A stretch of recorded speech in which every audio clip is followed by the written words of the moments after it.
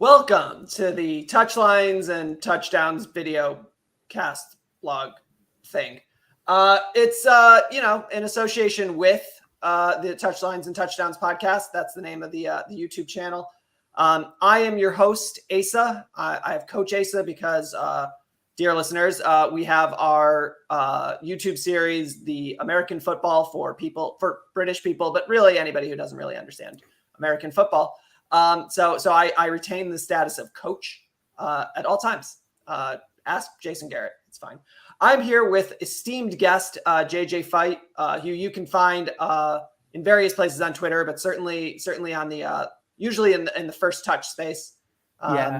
Late at nights it gets pretty heated. Last night, I can imagine. Definitely one of them. Yeah. See. I used to go. I'll say this about the First Touch space. I go there before games. Like when there's a lineup or something, like I'll go on there and chat and whatever. When you get into like the discourse, uninterested. Don't care. It's now more than ever. We're getting it more people. It's finally like expanded. Where like it's not all people the same thought process. So that's kind of been like over the last couple of games, there's been like people who have come in and been like, why is Stefan starting? And you're like, because that's what the coaching group wants. And you need him to be able to play the ball. And I know people want Turner. And after this last game, I'm starting to change my mind a little bit. It's the way that Stefan played did not look too good. It was a little shaky. It's a little nervous. So we talked on the podcast, which you all, dear listeners, should listen to. It dropped this morning at like 2 a.m. Eastern because I'm going to digress because this is how I behave as a sports commentator. When a game starts at 6 o'clock local and then you immediately podcast and then you have to edit and do things. Occasionally your wife is like, hey, I would like to see you and have dinner at some point in there. So that's why our normal drop time of immediately after the game got delayed a couple of hours so that I could have a very nice dinner. It was fries, some fake cheese and like some like spicy bolognese. It was like that sounds pretty good. Yeah. It was like a weird version of poutine, I'll say. Celebrating Canada coming in first, clearly. Yeah, that's what it was. It totally wasn't that we had made too much pasta sauce last week and it was going to go bad if we didn't use it. So we had a game last night. Like I said, on the podcast, we were talking about Stefan, and I am an avowed Stefan supporter. I was team Stefan this entire cycle, and last night sort of shifted it for me. Really, this window, But last night it was one of those things where it's like he plays like he's Superman. And I think it was either Kevin or Ben who pointed out that like he's had a lot of back injuries, and those rob you of some athleticism. And I wonder with Stefan, how much is it that his body is not doing what his brain expects his body to do, right?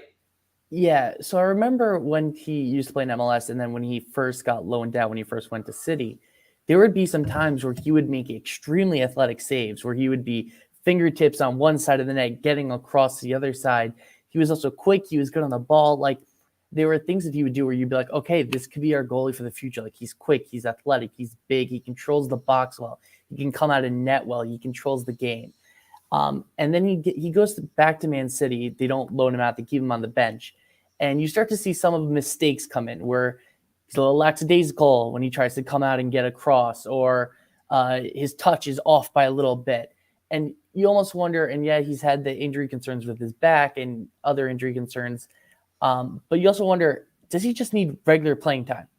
Like, it could be his that. best move he's for the next 4 or 5 years now. I think they re-signed him like in the middle of last year. Yeah, but Citigroup owns like 17 teams. Like they can find a place for him.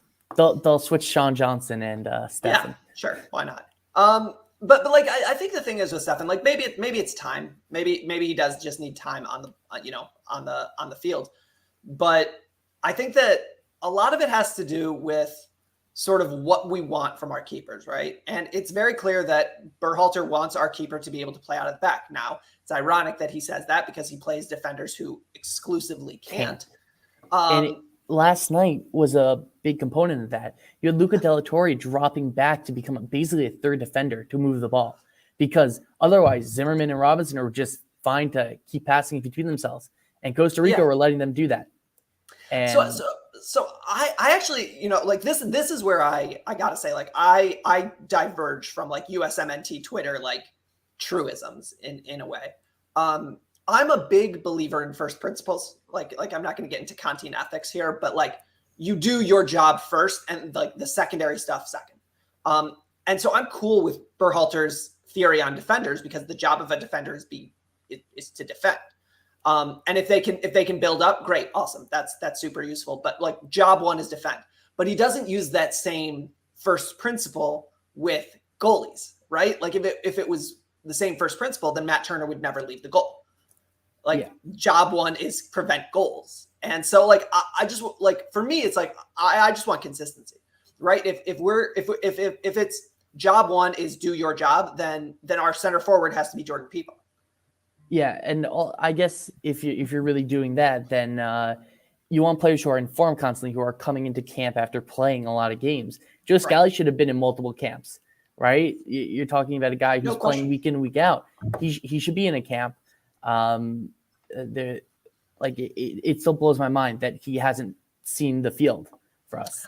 So I have a theory with Joe Scally, and it's similar to my Matthew Hoppe theory, which is that Matthew Hoppe was only really brought in because he had to be, and then he played well with the national team, and it was like, okay, like this is a guy. And the moment there was an excuse not to bring him in, they didn't bring him in. Scally is sort of in the same boat. I think that they are, based on my understanding of who Joe Scally is as a person, who John Brooks is as a person, who Matthew Hoppe is as a person. You're getting there's a certain right. Gio Reyna is the same type of personality for what it's worth. He's just he's so good. Talented. Yeah, he's so good that they have to call him in. Right, but I think the thing is with Berhalter is that all things being equal, he'll take somebody who's 90% as good and not a pain in the ass. And Scally, by all accounts, is, you know, like the one way to say it is a pain in the ass. The other way to say it is that he's got swagger and confidence, whatever. Matthew Hoppe is my favorite center forward option for the future. Like, and also the fact that even though he was played out of position and he played as a winger, like the fact that he showed he can kind of play there, like that, even though he said he wants to play as the 9 and stuff, the fact that he can play there just shows he's versatile and he has the athleticism to be able to help him, throw more into the game. I mean, also his move to Mallorca has not gone the way that anyone thought it was supposed to go. He when he first got there, he was sick with the flu or something, stomach bug. Then he finally made it. He finally got Spanish it's finally a whole thing. Starting 11, gets an assist in his first game, and then gets hurt again in his second game, and then hasn't seen the field since. And hasn't. Yeah, like I mean, that move is great. Yeah, so there were rumors. I don't remember who it was. It might have been Paul Carr. I'm not sure. Someone was putting out like there were rumors that basically Hoppe had mid-level Premier League interest and mid-level Bundesliga interest. And his agent overplayed his hand, where it was like, no, we're gonna wait because eventually Man City, or not Man City, but like one of these top tier clubs is going to strike out on their option and you're going to be their second option. And he wasn't. And then all of those mid-level clubs, like towards the end of the window, were like, we already got our guys. So like a good example would probably be like, I don't know that there was ever interest from Leicester City, but when Leicester City, like let's say Leicester City was looking at them, well, they got Patson Daka, in early August. And he's been solid. He's been good. And he's like a tier above where Hoppe was. But like that's the same sort of guy, right? Like you're like looking as like for Leicester, it was like the third center forward behind Vardy and Iheanacho. You also wonder what it would have happened if Scally stayed one more season, like torn it up, because he would have been above that level in the second Bundesliga. He would have torn it up, and then you see what move he gets to maybe a mid-tier team in the Bundesliga where he'll get chances and stuff. Like I think it was just year. it was just somebody who probably is, and I have to say this, I think that he's probably at the level of Mallorca. just to be honest. Like, but the thing is that especially in certain clubs, right? If you don't speak the language and you're not like one of their guys, it's not going to happen. That's it. You're going to sit on the bench. So for Hoppy going to and look, the Bundesliga is different than La Liga because in Germany everybody speaks English more or less. Or they speak some form of English if it's broken, or right. But they can understand. They understand English, and there's no like cultural reason not to learn English. Whereas in Spain, there's a whole bunch of reasons not to learn English, and they don't like. It's like there are certain countries in the world, like France. France is a good example. You go to France and you try to speak French, they will respond to you in English. Israel does that with Hebrew sometimes, but if you go to Spain and you try to speak broken Spanish, they'll just respond to you in Spanish. Like they're not going to try to help you. Italy is similar, which is why I think Venezia is so interesting, because they are mostly foreigners. Yeah. Like it's like you have like 3 Americans and 2 Israelis. It's a weird place. A whole bunch of Englishmen. Also, their stadium is sick because you have to take a boat out to the stadium. It's really cool. Yeah. Venezia is great. Great uniforms, which their jerseys sell out like that. Yeah, I didn't even try to get one. I just looked at the price and was like, it's really cool, their jerseys. It's probably worth the price, but I'm not going to be able to get it. Yeah, I mean, they're great jerseys. But anyways, back to sort of the point about sort of our team and first principles and what we're really doing here. Like the 4 defenders we brought into camp, 5. I don't really include James Sands, but he's a central. He's a hybrid. Hybrid. He was what happens coverage. If Acosta and Adams get yellow cards in Mexico. And it's James Sands time. Yeah, and then you play a 3-back against Panama, and who would have known that would not have ended well, probably. Who knows? But the point is that like of the 4 defenders, they all subscribe to the same first principles, right? They're athletic, fast defenders who are not elite with the ball at their feet. Aaron Long, Eric Palmer-Brown. EPB was our best passer in this window, which is nerve-wracking. Yes, it's not great, but the thing is that you look at it and it's sort of you go back to that concept of like, what is the role that you want these people to perform? And I think that the rise of Serginho Dest and Jedi Robinson as serious attacking options has made the need for a distributing center back a little bit less, because it's a lot easier to get the ball to Jedi and Dest and tell them to go make things happen. I mean, you saw it all window. Jedi can get up the flank and make things happen. So my one thing I have about Jedi is that in that last game, there were multiple times where if he took an extra second, well, he was dead. And he was dead. He was just trying to force the ball too much. Yeah. And I honestly think if we had Scally or Dest at right back, we tilt the field to the right when Dest it was in right back, and you have Weah and you have McKennie. We tilt the field to that side, and it opens up space to the other side for a guy like Jedi to run into Akers, and then he has time to pick his pass out. And that's what we did against Canada. That first goal, flipped it to the right, really made Canada shift, and then we punched it to the other side, and Jedi had time, and he walked into the box and put a perfect cross in. Right. And look, like we talked about this in the group chat this morning. We haven't played with our starting 11 yet. Not once. And what is our starting 11 also? Because we haven't played with Gio, and if you're putting Gio in the midfield to keep I'm saying like our first choice 11, which I think is like whether you consider it Reina or Weah, or whether you want to put Weah at the 9, however you want to describe it, like however you want to put it. We've not played with it. We have not had our top 13 guys available in a game to be chosen in qualifying. And Nations League, obviously, like Musa wasn't considered ready yet, so fine. But when you think about it, like we just got through qualification without a true A team. And also Reina only really played, let's say, 2 full games.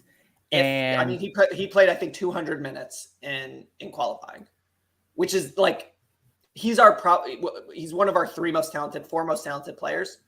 2. He's up there. He's definitely our second. Well, at least our second. I give a lot of credit to Christian and Wes as talents. And Serginho Dest, as far as I'm concerned, is the most talented player we have. Talented, not on best. the ball, Yeah. most talented. Yeah. I think that Serginho, like if you do like the FIFA career mode down the road, like who can be the 95 on this team, it's Serginho.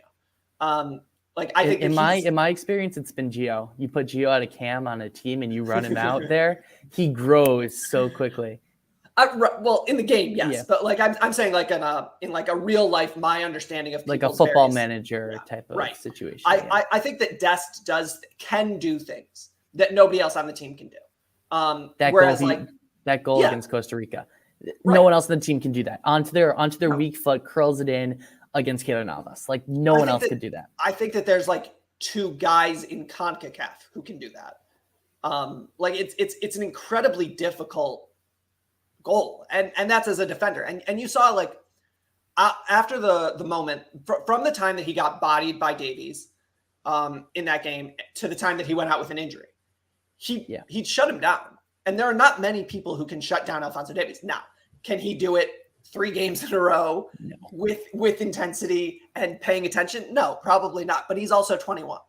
So also his improvement in the last 6 months under Xavi has been crazy. Oh yeah. Like what he looks like now versus how he looked a year ago or even 8 months ago is a completely different player. He's back on defense most of the time.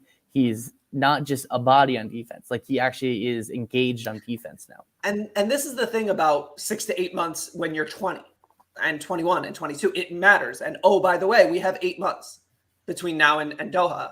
And imagine the leap that a healthy Gio Reyna is going to make after not playing for 6 months. Like some of the passes, go down the list. There were some passes that he made where you're like, that's what we've been missing. A guy who can dummy a pass one way that opens up a lane for another pass. And in the final third, that pass against Panama to De La Torre that led to that chance with Ferreira that he skied, it was phenomenal. Yeah, it's phenomenal. But like the point is that like you think about the next 8 months, right? Who knows? Maybe Ricardo Pepi starts playing. Maybe Jesus Ferreira, turns it on. Maybe Josh Sargent goes down to the championship, gets to play as a true 9, and starts banging in goals. Like the next 8 months, Pookie will probably leave if I think so. When they get relegated. Yeah, because he's a classic 4A guy. I don't know if you are. I follow you on Twitter. You're a baseball guy. Yeah. But like to me, he's the definition of a 4A guy, right? Like he's too good for AAA. He's not really a major leaguer. Mm-hmm. To me, that's eternally. There's a guy on the Tigers. Chris Shelton, just definitionally a 4A guy, except for like 2 months in 2012. The Yankees have a couple of those. Not right now, but over the last couple of years, the Yankees have had a couple of those guys. Yeah. Where they can play a bunch of positions, so they are constantly on the up and down. Someone gets injured, they get called up, and they'll be raking at AAA. They'll have a 300 batting average or whatever, and they'll come up and they'll hit 150 for the month that they're here. You're like. Yeah, they're just quad A guys, and I think Pookie is a quad A guy, or a yo-yo guy, right? Like I think that's what they call it in soccer, is a yo-yo guy.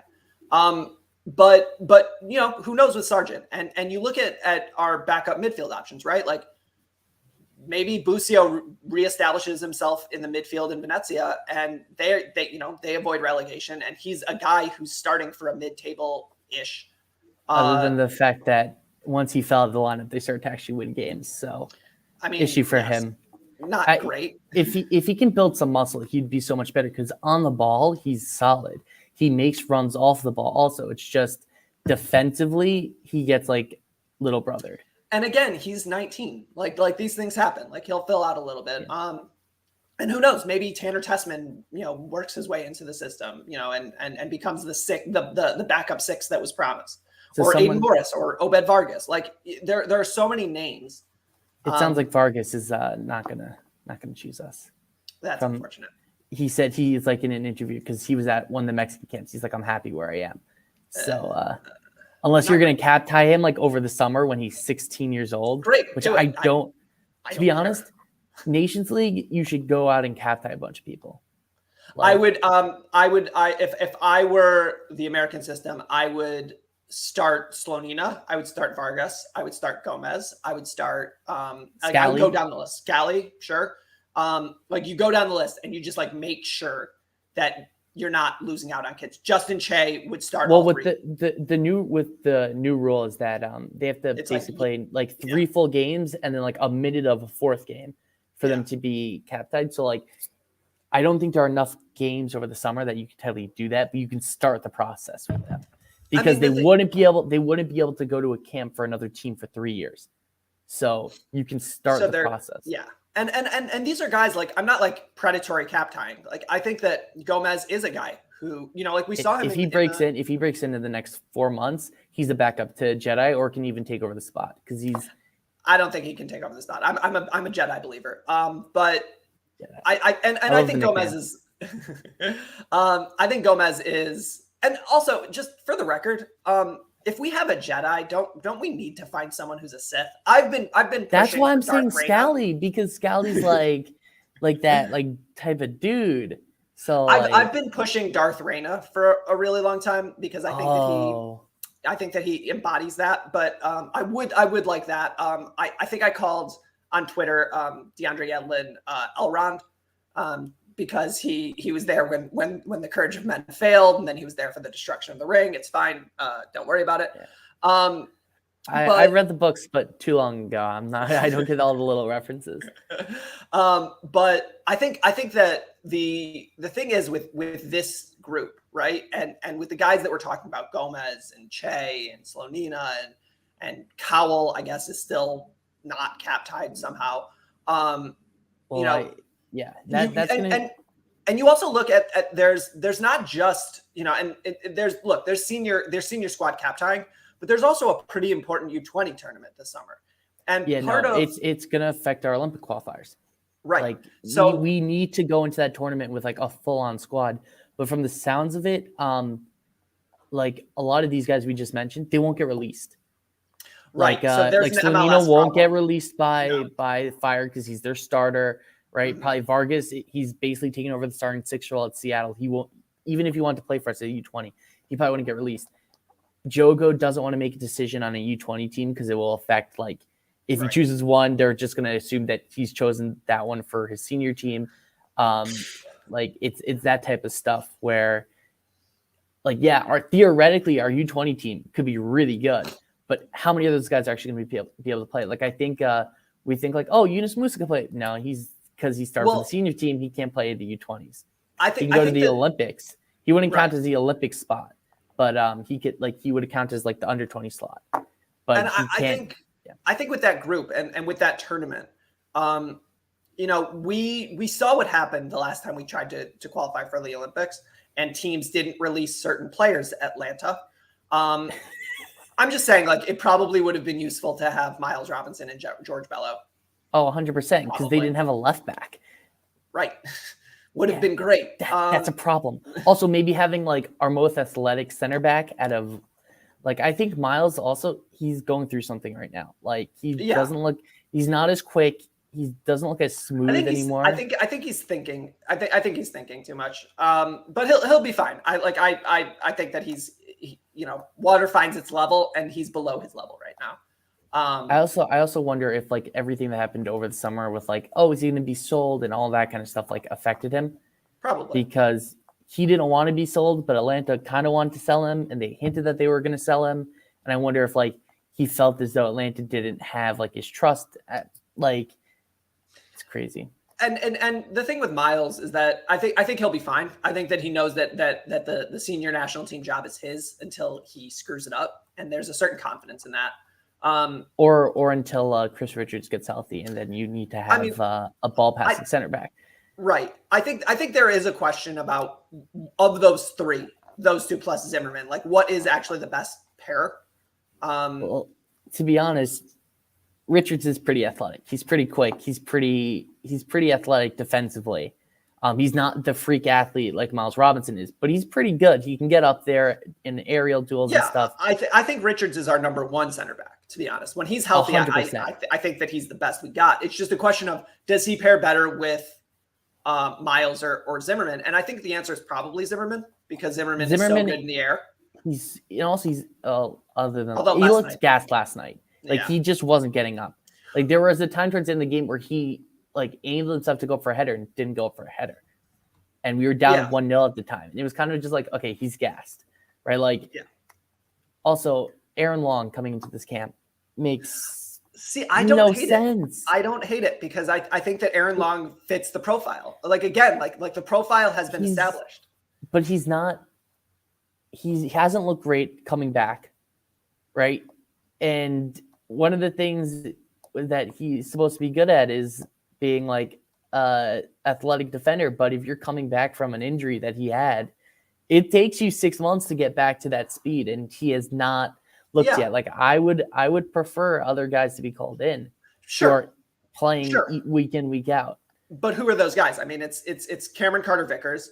I mean, if EPB got a chance, then I don't understand why CCV didn't get a chance. Like, I think the issue is with Carter-Vickers is that like I have a running theory that various players have at some point or another kicked Greg Berhalter's dog, and that's why they're not here. John Brooks is one of them. I think that CCV, and also I think that there's a possibility. You know, it happened with Darlington Nagbe. It happened with Carlos Vela.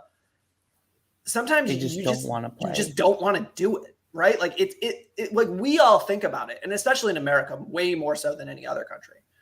Like we have so much invested in our national team because we didn't have club teams. Like you're, I think, younger than that, but when I was growing up, there was no MLS, right? Like it didn't exist.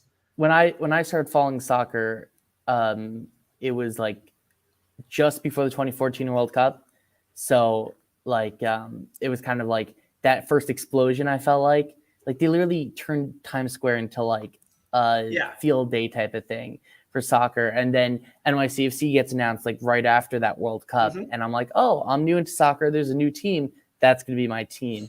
I just moved to New York. So I decided to be a New York City fan. And then I moved to Los Angeles. And now I'm a Galaxy fan because I'm from Detroit and there is no team in Detroit. So I wouldn't be surprised if they're one of the next teams to be expanded on, but that's a separate conversation because they're like New York. There are two teams here, and neither of them are selling out week in, week out. And with how diverse, Red Bulls are like they're in New Jersey, but Harrison, New Jersey. It's a very, very nice town, Harrison, New Jersey. It's right on the train.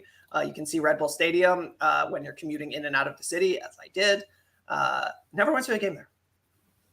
It's nice. I've been there once. It's a nice stadium, but they just don't get fans. Like their community outreach is like good, but it's not like to get people out to games good. Yeah. And so, but sort of going back to like sort of our recap of last night, and I think that the manner in which we're talking about last night is perfect, and it's how we talked about it on the podcast, which is, it was a game that happened, and we'll talk about it, but it doesn't actually matter, right? Because the one thing I'm taking away from last night is we didn't lose by 6. We didn't lose by 6, 1, and 2. It was kind of also like how we went into the game. We went in with the mindset of, okay, we're going to win. And that's a good mindset. And that's something that I've been harping on Twitter, and you've probably seen, is that we can win in almost any spot we go away. And I understand the guys are young, and the first window, they were not prepared to go away in CONCACAF because the team was not prepared. And I think having to go to Aztec at 50% capacity definitely helped. Sure. But they were not prepared for away in CONCACAF these windows, and they're gonna go another 8 years without having to deal with it. And I'm nervous in 8 years from now when they're in their peak of like, how hungry are they going to be when they go away? Like, I feel like they should be able to go away in 8 years from now. But 8 years from now, it won't matter because it's you need to get top 5. Like it's going to be so it's the standard for getting to the World Cup after this cycle is just not that hard. It's win at home, and we can win at home. Yeah. I mean, shoot. We showed that we were Alphonso Davies' crazy run away from going undefeated at home. Yeah. Not well, we were undefeated at home, like winning. A perfect winning percentage. So like I think the thing is just like with this whole thing, it's like, look, like there are a lot of things to discuss about this. And I'm a nominal Berhalter defender, and so I'm going to like sort of take a victory lap here. He has accomplished every single goal that he has set forth. He won 2 trophies and he qualified for the World Cup. And look, I'm not going to sit here and say that the offense has been good. It has not. I'm not going to sit here and say that we've been good away. We haven't. But I can say with complete certainty, job done. So on to the next thing, right? And I'll critique playing Acosta, at the 8 in that game. 2 games. Yeah. In the first game, it didn't work, and you expected it to work in the second game, and it has not worked. Didn't work again. It has never worked, and that's fine. That's fine. We can critique that, right? Not playing Luca de la Torre in that loss against Panama also earlier, right? Yeah, you can go down the list, right? Like the lineup at Panama was ridiculous. But the fact of the matter is that coming into this, it was Paul Harvey on Twitter or somebody, or John Mueller, somebody on Twitter had before qualification said, basically you need 25. Basically, like in order to qualify comfortably, you need 25, 24, 25. We got 25. They get it. Yeah, coming into this window, we said you need 4. Got 4. Like so we can sort of harp and question like individual decisions. But there were definitely windows though where you were like thinking, okay, they can get 9 points out of this window, and then they couldn't. They would get 5 or 7 or whatever. And those windows felt very frustrating because you didn't want it to come to the last window. You wanted to be like Canada, where going to the last window, oh, you need a point, right? You wanted to have that feeling of like, okay, go into the last window, you can kind of experiment a little bit. And instead, we had to roll out our A squad all 3 games. And by the end of that 3rd game, they were gassed. And imagine we don't get a point in Azteca. How much worse is this game looking now? But it's sort of like if a frog had wings, right? Like, it. And the thing is that look, like we did our job. Basically, we were a win tonight away from doing precisely what you want, which is 28 points. If we won, we would have topped the group because Canada drew today. We would have been equal with them on points, and we would have had goal differential. But I don't know if because they beat us. No, it's they would have still topped the group, but it doesn't like. But the point is that it doesn't matter. Like I actually don't care. There's no trophy for winning World Cup qualifying. It's a prereq, right? We named our good way to get games for your A squad. Yeah, and look, you need to do the job, right? Like you do need to accomplish the task. We accomplished the task, and the task was finish top 3. There's no trophy, there's no hooray, we won. Nobody cares. The job was to qualify, and there are a ton of teams that would have loved to have qualified. I mean, Italy's sitting home, Nigeria's sitting home. I mean, granted, we're going to get Egypt with Mo Salah at home. And man, hate to see it. Egypt, tough break. Using lasers and that was really funny. I know that I should be like upset at the sanctity of sport. It was super funny. And I whatever. It happens. I'm a Salah hater. So I was very happy to see him sky that. But in sort of in sum, we did the job, right? Like ton of teams didn't do the job. We did the job. Italy's not going. Nigeria's not going. We're going to get drawn into a group with Ghana because that's how that works. Well, have you been doing the simulators to see groups? I was dicking around with it this morning. So I have a quick question for you. Which team in pot 1, other than Qatar, because of England. Course you want England. You want England? So much I want England. England would kill us. That's the thing. Oh no, they would not. No, they would not. And I'll tell you why. They would sit back, hit us on the counter. That's all they would do. We wouldn't take the ball. We would kick it back to them. That's not the way that Greg wants to play.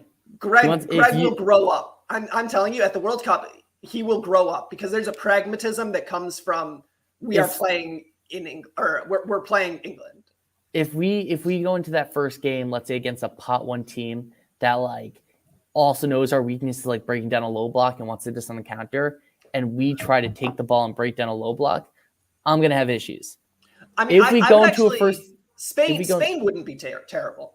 I want to go against Spain because they play in a mid block where if you have West, Musa, and Adams in a midfield, and your top 3 are clicking, we can control that game. I don't think we can control it, but Gavi. Pedri and Gavi will be great, Yeah. but Busquets is old. Like he's old. He can be had. But look, and their back line is also very suspect. I mean, like of the pot one teams, like I want England because and I'll tell you why. Not really stylistically. I want England because I am a associated with the Touchline Media Group based in London, and I tell you, I would get kicked out of the group chat. That the text that would be sent or the WhatsApps that would be sent, just constant gifts of Alex Morgan drinking. Oh yeah, over and over again. And a lot of those guys are like their second team is Nigeria, so like they're in the mud if America beats England.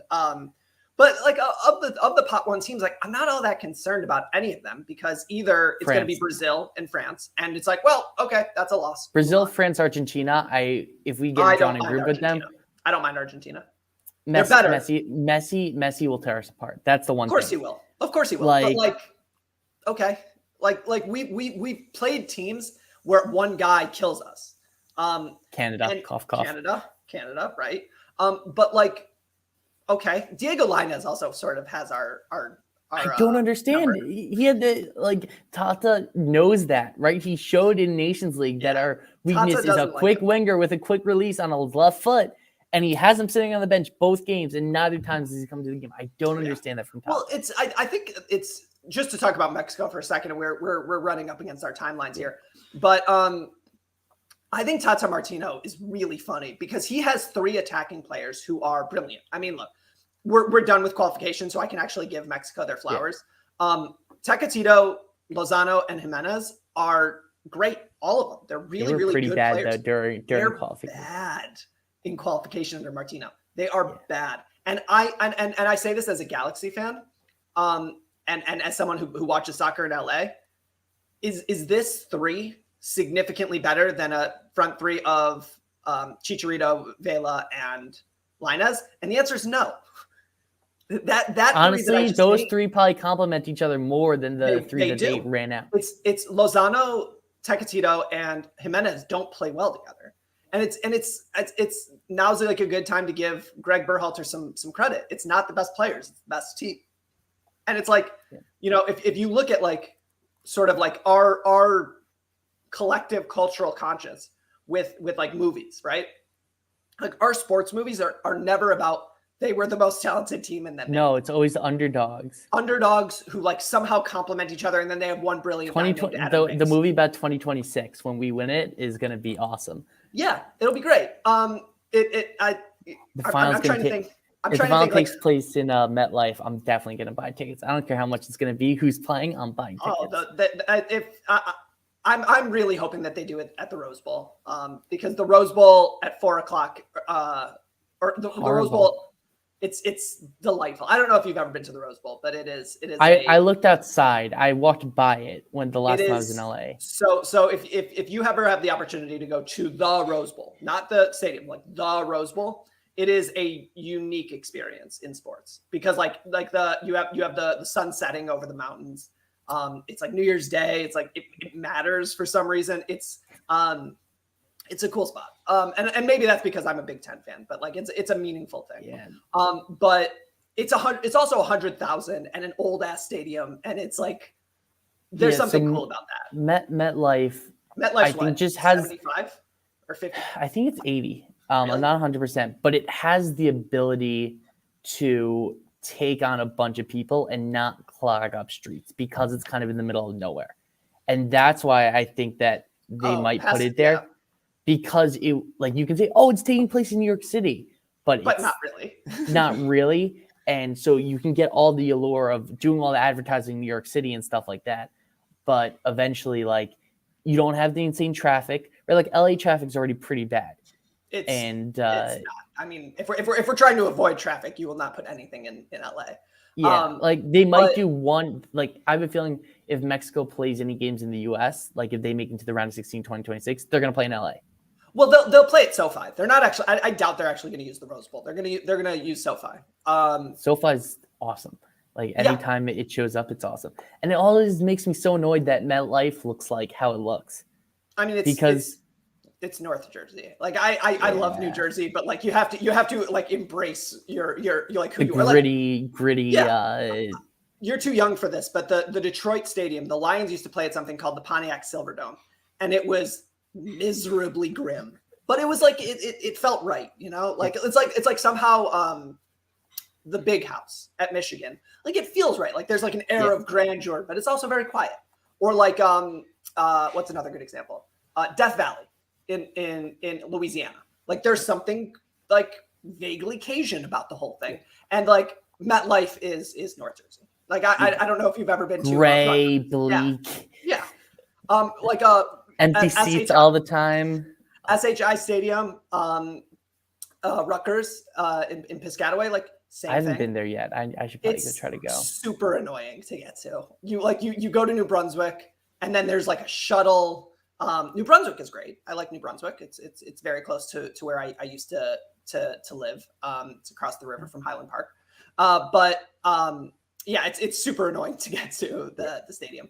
But I think that as we talk about various college football stadiums, we're probably at the end of this recap. Yeah. JJ, thanks so much for coming on. You can find JJ at JJ Fight. Do you have anything you want to promote? Not yet. Hint, hint, wink, wink. But in the future, follow me on Twitter.